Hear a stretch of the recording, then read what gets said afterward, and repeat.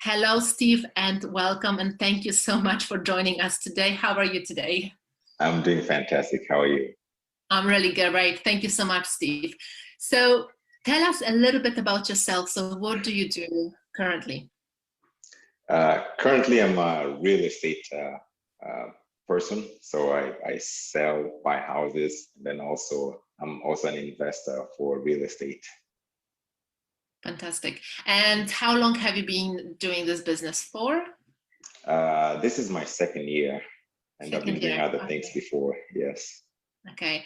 And what made you to go into this business?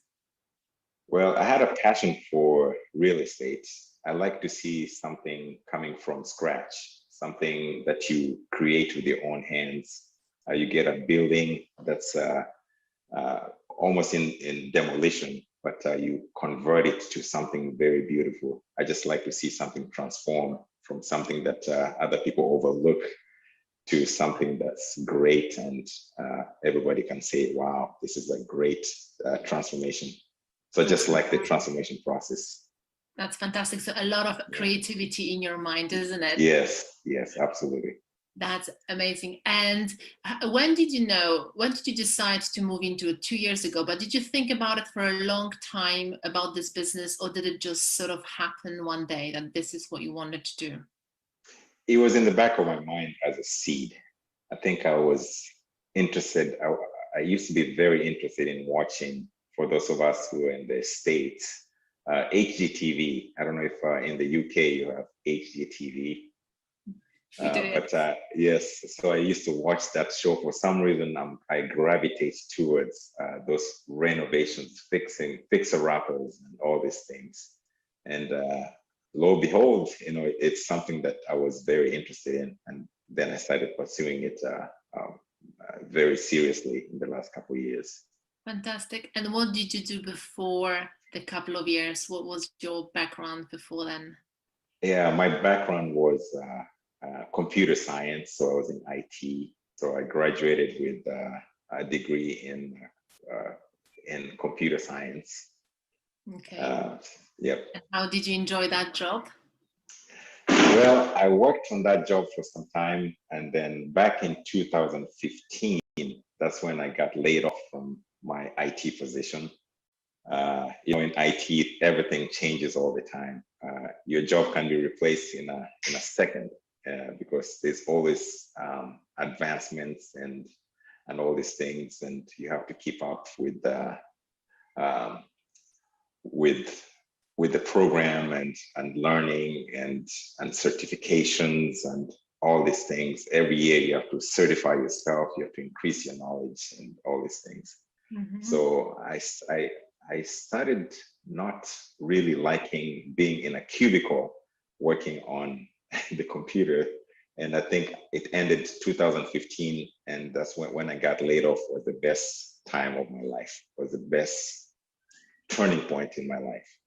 Excellent. It's almost like you wanted it and it just came, right? So subconsciously you probably wanted it. And correct. I remember that story when we met, because you told me about it. And I remember you did something quite inspirational afterwards, didn't you? Right after, towards your IT business. It's a lot of things. It's a long story, and I can try to summarize my timelines between 2015 up to the time that we met. I believe it was 2018 we met, or 2018, yes. Yes, so there was a journey, there was a transformation process that was going on. I was, what do you call that, competence? Unconscious competent, isn't it? Unconscious competent in some ways, but I had strong paradigms of what I was told is the way of life is. You just get hired, and that's what you just go there and work for the person, work for the company, and that's just how life is. So my paradigm was so strong in that regard that you just have to stay there and be hired and do certifications. If you get laid off, continue working and grabbing certificates and advancements so that you can get back in a higher position in IT. And that's what I did. When I got laid off, I started cranking it. I was going to coffee shops and self-teaching myself and going to some courses and getting IT certifications. I even got a scholarship from Cisco. I don't know, for those of us who are in IT, you know, Cisco is a big company. I got a scholarship to do cybersecurity, and I went through that cohort, they call it, and I was chosen to be one of the people to go to a cohort, and I finished that very well and passed that exam, but I still found out there was something missing. I really didn't like to be in this field, but I just kept just going because I thought maybe then just keep going. And then that's when I started discovering things. That's amazing. I find it very inspiring as well, because you were even before we met, I remember your stories, and I kept thinking that you were self-driven. You were very motivated already. You always drive for like better yourself, you know, and you never stopped. And I found it really inspiring. But when you said, like exactly like you said, we basically are programmed to just do the usual, isn't it? More certificates, more diplomas. I've actually spoke to someone else a couple of months ago, and they were looking for a life-changing situation. They were looking for more income, and what did they do? They've actually applied for more diplomas. They enrolled themselves into another, you know, another college to do another degree, because this is exactly what we are programmed to do, isn't it? We're programmed to, if I want to have more money, I need to know more. If I want to be earning more money, I need to be qualified, better qualified, isn't it? Yes. So you've had loads of positive paradigms as well to me, because you had that self-drive, that motivation, but just like you said, there was something missing in the end. Even though you spent those 3 years doing extremely well diplomas, and I remember you said to me that your old employer even called you and they asked you back, isn't it? Because they said, we actually want you back now because you're so qualified, like we really want you back. And what was your answer to that? Well, when I was laid off in 2015, it was very devastating. I don't know if there's anybody here listening in that has ever been laid off.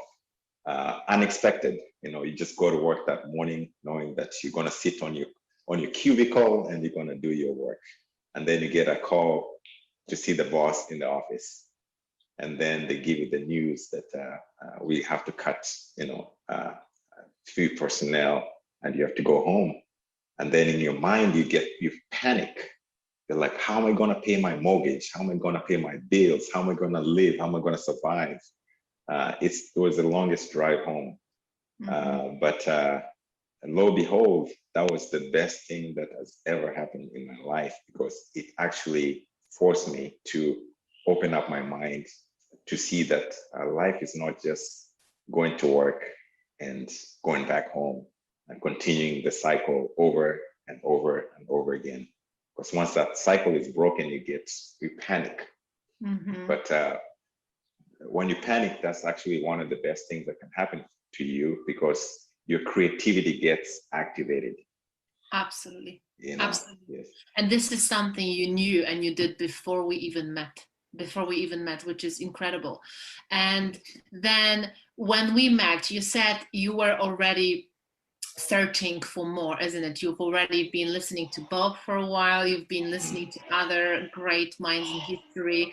So what were you searching for? What do you think was missing? You know, sometimes things happen for a reason. When I was laid off in 2015, and then I only had my 401k, my retirement thing, which was just a limited amount of money, it started running out, and you know, bills left and right. And then my car broke. My favorite truck broke, and the transmission went out. And you know what that means? When the transmission of a car goes out, the car is done. So I had a lot of time and no money. And I came to find out that I wanted both. I wanted to have a lot of time and a lot of money. But this time I didn't still have that knowledge and awareness of things that we went through the program with you. So I had a lot of time and I had to figure out how to fix this truck because this was my only way of transportation for me. So I went online and started searching. I searched, how does somebody that is not a mechanic and does not know even what a wrench number 10 does, fix a transmission from scratch? And I was determined to figure that out by you going to YouTube. And I did that, and I kid you not, I went to YouTube, I searched, and I was determined, and I saw in my mind that this car is fixed already. And I did not know what that is, conscious and competent. And I went and found somebody that gave the lessons. And just inside my garage, I dismantled the transmission and I put it down and I re-engineered this transmission. I removed everything out of the transmission. I didn't even know what those things were called. Right now, if you ask me, I have no idea what you call those things. All I remember is friction plates, pumps, and snap rings and O-rings and some things. I don't even know what they were doing. But it took me 2 months and I re-engineered that transmission. I took it out and I replaced it with new things inside, and I drove the car afterwards. And I think that was amazing. When I found that, I realized that there's more to life. If I can do that, then I can do anything. So I needed to find somebody that can coach me or tell me what else is there in life that I can do, because if I can do that, anybody can do it. I'm not a mechanic. So if I'm not a mechanic, any one of listening in this program can do what I did, but you have to have determination, the willingness, the discipline, and motivation to do those things. Absolutely. And then I started searching and I found other motivation speakers, Zig Ziglar and Les Brown, and I found Tony Robbins, and then I came to find Bob Proctor, and that's where I stuck the most. And when I found that, somehow, it's a long story, and then I came to meet you afterwards.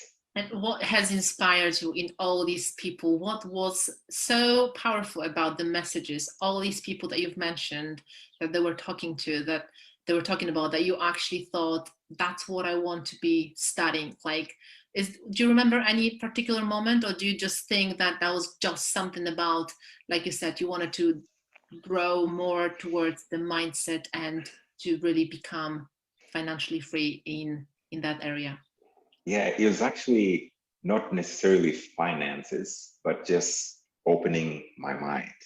Okay. Like I started seeing like, wow, there is more to life than what I know. Was I wrong all along?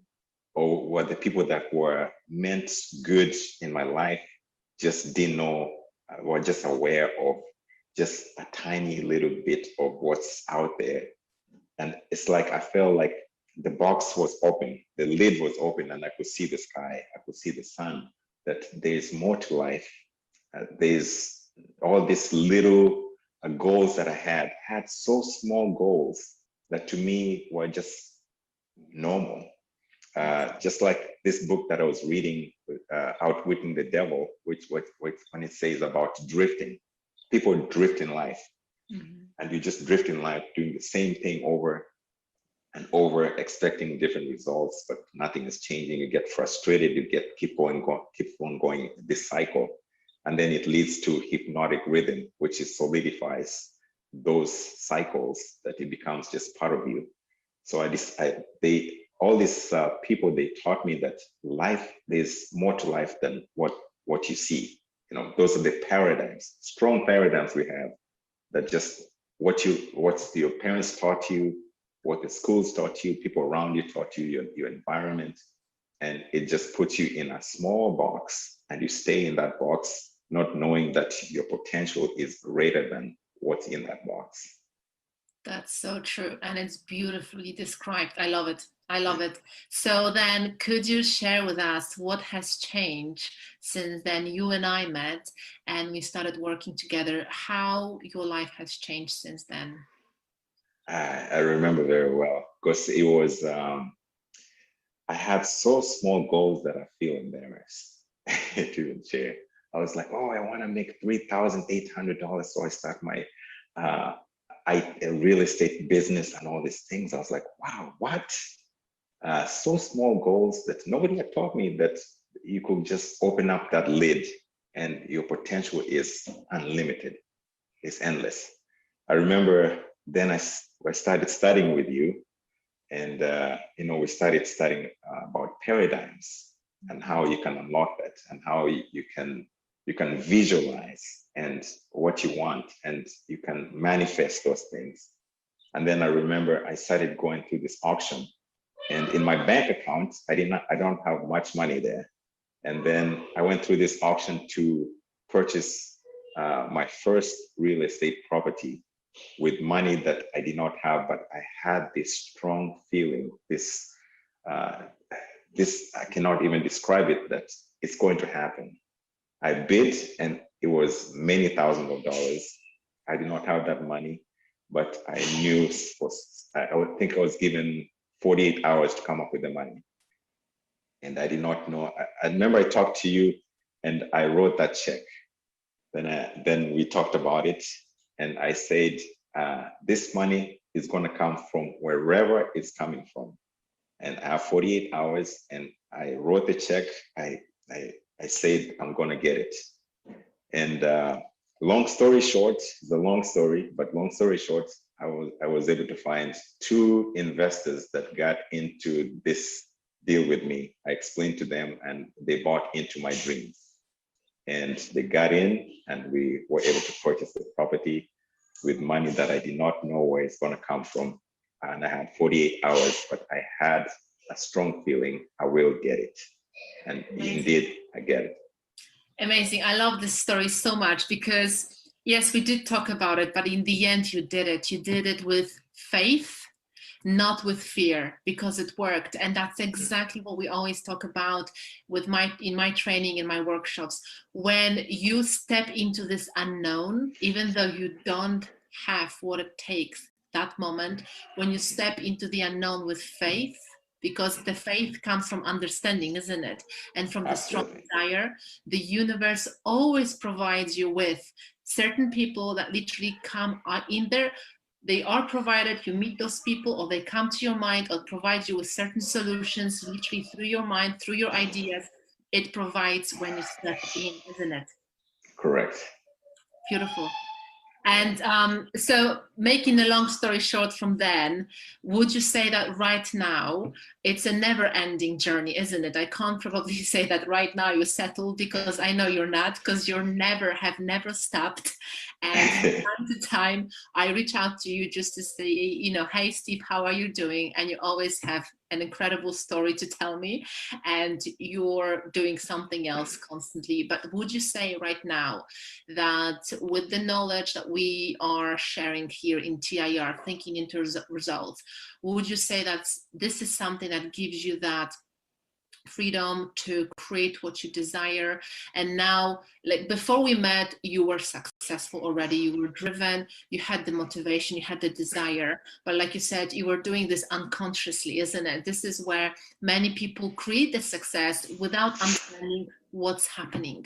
And as great as it is, because they are successful, the problem is they cannot recreate it, or they cannot create more, isn't it? So would you now say that you are equipped with tools and mindset strategies like never before, and whatever you're doing now is a completely different story to a few years ago? Absolutely, just the foundation. And I remember you talked about it too, and Bob Proctor, I talked about it as well. It's just the foundation of thoughts, feelings, actions, results. Just that's the foundation right there. Because thoughts creates feelings, feelings create action, and action creates results. And then the terror barrier, we went through TIR. I mean, that's the scariest thing, but everybody has to go through a terror barrier. And one terror barrier, when you break it, you're gonna meet another terror barrier down the road. And it's just a continuous cycle. And the more we study, the more we feel we don't know. Mm-hmm. And honestly, that's what I feel. is the more I study and the more I see success, the more I feel I don't know, and I have this need to know, and then I study every single day, even if it's studying a book. Every morning I have a routine. My whole day is busy, yes, but I create that morning routine. I read the book. I follow our TAR class that we have. The Invisible Power, that's becoming also my favorite book. But I have the audio version. But studying and studying every single day as a lifestyle will continue creating those success stories every single time. Absolutely. At the moment we stop studying and we just start drifting, and then creating those hypnotic rhythms, that's when we start sailing away from the path that we need to take. Absolutely. And my last question to you, because you've got so many incredible stories, we'll definitely come back to those in the future because they are very inspiring. But my last question, when you said that your first goal a few years ago was to make that 3,800 per month, would you say that you went way above that now? You don't have to say exactly how much you're making, but would you say that you have gone way beyond his? By far, yes. By okay. far. Yeah, and now where I'm at, I feel I'm stagnant. So I need to break through this terror barrier again, because these terror barriers will never stop until we die. Because always, all the successful folks that I've been studying, they always go through terror barriers after terror barriers after terror barriers. And they do that not because they like it, it's kind of like that common denominator of success. The difference between successful people and not successful people is they have something in common. They do things that they don't like, which is successful folks. But people that are not successful, they don't want to do those things. Everybody, even successful folks, they do things that they don't like as a habit. And that's what creates the difference. Exactly. So we don't like to go through those terror barriers, but right now I am in one absolutely right now. And I'm trying to punch through it again. But now you recognize it, isn't it? Whereas most of the time we live unconsciously, and this is what happens when you said about this hypnotic rhythm, isn't it? This is where majority people are stuck because they're not aware of that plateau, and they're creating same old same because they're not aware that it's time now to go up again, because you now recognize it, isn't it? It's the same like I recognize my moments that don't serve me. So you would say you recognize whatever doesn't serve you, right? Yeah, I am recognizing those. And that's the key, how you taught us too, is awareness.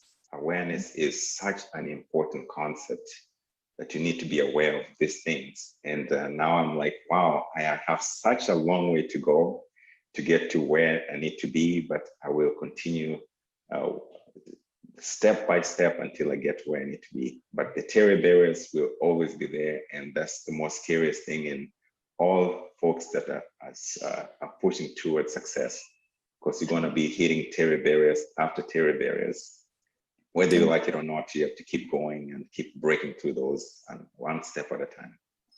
And my last question, as you say, I actually come up with another question because I'm curious and I think the audience would appreciate it. Would you say that joining Thinking into Results was a terror barrier for you, or was it sort of like a logical move to you? To me, it was something like, what is a coach? What is a coach for? I can go study like how I did and build that transmission and teach myself and do things myself, how I've done it. But accepting to go through the coaching program with you has actually been life-changing, because everybody needs a coach. Athletes need a coach. The president of the US or the UK or wherever in the world, they need advisors on their side. Everybody needs a coach. Nobody can do things by themselves, because people that have knowledge like yourself, Bob Proctor, and other coaches have had years of experience, and you get it in one session. Otherwise, you could have had to go through what they did for 15 years, 10 years, or whatever years but you get it in one session that you could not have otherwise gotten it. So coaches are very important, and we're human beings. We make mistakes, and we need coaches to redirect us, course correct us, and this is highly important. Very true, and I totally agree with you, Steve. And the same, like when it comes to me, even though I've been studying this for so long and I've been coached by one of the best people out there, I'm still being coached by Bob. You know, it's not like my job is done and I'm ready to go. It's a never-ending journey. I'm still, you know, I still have my mastermind group every single week. You know, we talk and I communicate with them so I'm still surrounded by these people because, like you said, even though we might be self-disciplined, we might know that there's more to life, but we are humans. We lose motivation, we lose sometimes, we go off track sometimes. Life brings something unexpected. We need people around ourselves that in those moments, they're gonna inspire us, lift us up, push us the moment when we need, isn't it? Correct. And then the universe is for expansion. You learn one thing, it leads you to learn another thing, you know, and another thing, you know, and it's just important. And by this TIR, I also learned about the laws of the universe, where you talk about the law of the universe, which is the law of rhythm. Sometimes you're up, sometimes you're down. When you're down, just know that you're going to be back up. And all these laws of the universe are so important and so important to understand and know. Beautiful. Thank you so much, Steve, for your incredible stories and very inspiring. So thank you so much for your time and thank you for being here with us today. Yeah, and thank you for being a fantastic coach, and we continue to learn, and learning never stops. It continues forever. Very true. Very true. Thank you, Steve, and have a wonderful rest of the day. You too. Thank you.